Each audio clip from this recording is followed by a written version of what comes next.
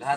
Yan. Ito po ang aking kulkuran. Mga kulkur po tayo para sa bibingka bukas. Ito po yung aming ginagawang panggata doon sa bibingka. Kaya po nagpulto din ng nyog. So mamaya po buko na naman ang kakayo din natin.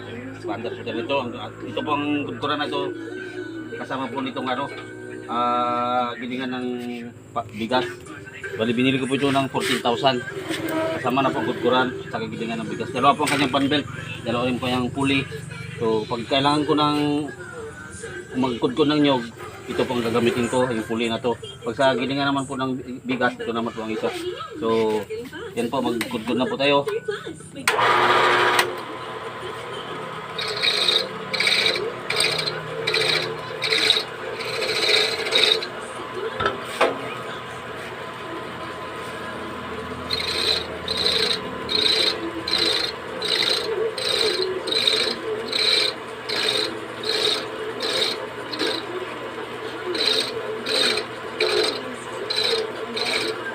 Bilis lang po ang pagtatrabaho nito pag may ganitong klase kang kulkuran.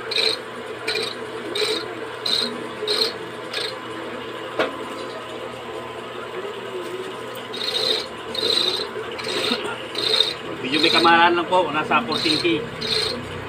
Pero sulit po, sulit ang mabilis na. Hindi ka na pagod pang consume ng oras para magkudkod ng nyog. Ganyan lang po siya kadali gamitin. Hindi pursado masyado. Hindi pa sa oras.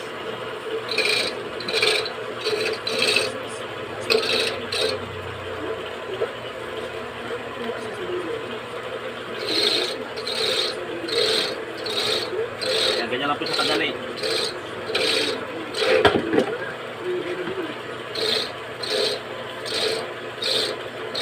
Yung napadinan po natin ng konti kaya gumanon.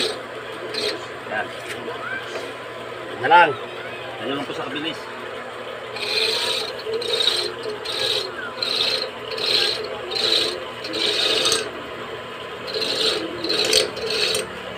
Ito, tapos na po. Maraming salamat po at magandang gabi po ulit sa lahat.